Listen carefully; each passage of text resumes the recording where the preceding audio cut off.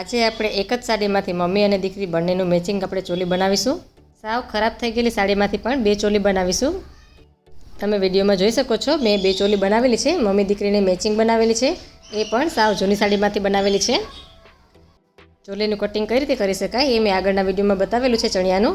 એવી જ રીતે આ ચણિયા ચોળી મેં બનાવેલી છે. બંને નાની અને મોટી બંને મમ્મી દીકરીની મેચિંગ બનાવેલી છે. તો છે ને, વેસ્ટમાંથી બેસ્ટ આ કઈ રીતે બનાવી શકાય એ હું તમને આગળના વિડીયોમાં બતાવું છું. આનું કટિંગ અને સ્ટિચિંગ મેં પહેલા વિડીયોમાં બતાવેલું છે.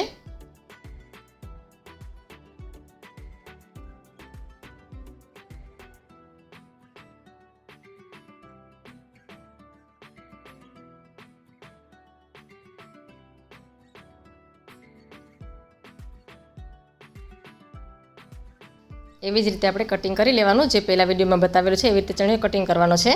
તો સૌ પહેલાં તમે જોઈ શકો છો, આ સાડી જે છે એ સાવ ખરાબ થઈ ગયેલી હતી.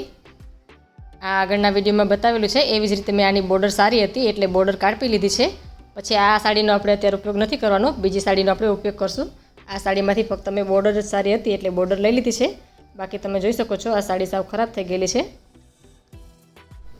બોર્ડર પણ એનો કલર આછો પડી ગયો હતો, પણ મેં એની સાઈડમાં જે આપણે ચણિયામાં મૂકેલી છે એની અંદર મેં કેનવાસનો પટ્ટો મૂકેલો છે. પછી એના ઉપર સાટીનું કપડું મૂકેલું છે અને બોર્ડર એકદમ સરસ ખેંચી અને મૂકી છે, જેથી કરી એકદમ સરસ નવા લુકમાં તૈયાર થઈ જાય. તમે જોઈ શકો છો, જે વચ્ચેની બોર્ડર છે એ બોર્ડર આપણે આ સાડીની છે એ બોર્ડર મેં લઈ લીધી છે. જે બોર્ડર અત્યારે દેખાય છે એવી નહોતી, ખરાબ હતી, પણ પછી નીચેની સાઈડમાં મેં કેનવાસ મૂકી, પછી સાટીનો પટ્ટો મૂકી અને એકદમ સરસ ફિનિશિંગમાં લીધી છે, એટલે તમને સાવ અલગ જ લાગશે. પછી જે વચ્ચેનું કાપડ જે છે એ સાડી પણ અલગ છે. એ સાડીની બોર્ડર હતી એ આપણે સ્ટોનવાળું વર્ક આવે છે, જે પહેલાં બહુ પહેરતા બધા, એવી સ્ટોનવાળો પટ્ટો હતો. એનો પટ્ટો આમાં ચાલે એવો નહોતો, એટલે પટ્ટો એનો મેં કાઢી લીધો અને એનું વચ્ચેનું કાપડ લઈ લીધું છે. અને જે પહેલાં સાડી બતાવી એ સાડીનો ખાલી પટ્ટો જ લીધો છે. એમ કરી અને આપણે બે ચોલી બનાવેલી છે. અત્યારે જે હું બતાવું છું એમાં તમે જોઈ શકો છો, આવું સ્ટોન વર્ક હતું અને પટ્ટામાં પણ જેની બોર્ડર હતી એ બહુ જ આમ પહેલાંની જે પહેલાં ફેશન હતી પહેરતા બધા સ્ટોન વર્કમાં એવી હતી, એટલે એની બોર્ડરનો મેં આમાં ઉપયોગ નથી કરેલો.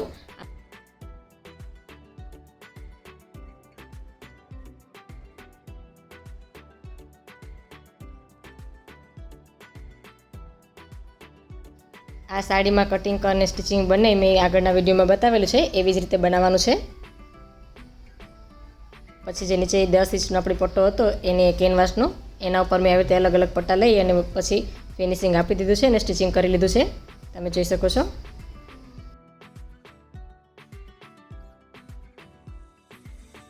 ખાસ કરીને કોઈ પણ ચોલી બનાવો એમાં આપણે એક જ જોવાનું છે કે એના મેચિંગ લેવાના છે.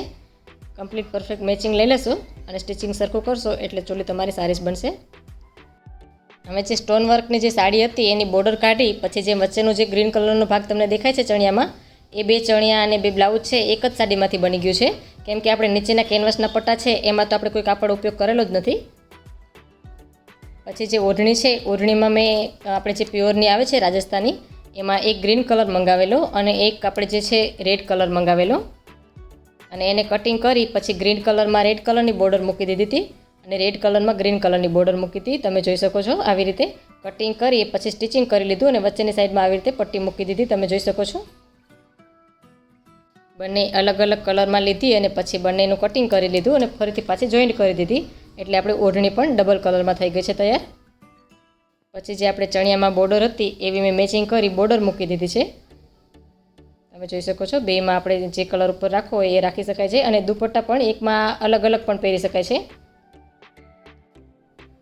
એકમાં આપણે ગ્રીન કલર ઉપર આવશે બોર્ડર ઉપર અને એકમાં રેડ કલર ઉપર આવશે.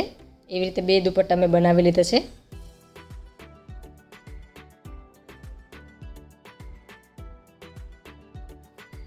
એક જ સાડીમાંથી બે ચોલી બનાવેલી છે. ફક્ત આપણે જે ઓઢણી છે, દુપટ્ટો છે એ જ અલગ લીધો છે, બાકી તો એક સાડીમાંથી જ બની ગઈ છે. ખાસ આપણે આ જે ચોલી બનાવીએ છીએ બધી, એમાં આપણે બોર્ડર કઈ રીતે મેચિંગ કરવી એ જ મહત્ત્વનું છે.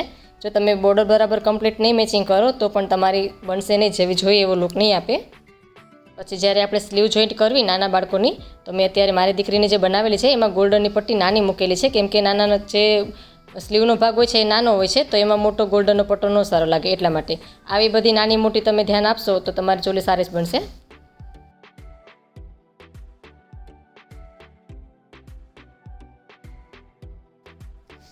કટિંગ અને સ્ટિચિંગ બંને મહત્ત્વનું છે આપણી ચોલીમાં.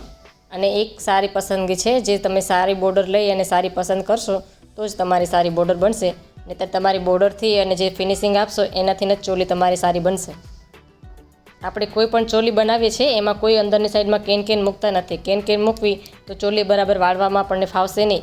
તો આપણે અલગથી જ ચણિયો બનાવીએ છીએ, એનો વિડીયો હું તમને આગળ બતાવીશ. જે અંદરની સાઈડમાં આપણે ઇનર પહેરવાનું આવે છે કેનનું, એ ઇનર પણ હું તમને આગળના વિડીયોમાં બતાવીશ. તમે જોઈ શકો છો એકદમ સરસ લુકમાં બની ગઈ છે બની.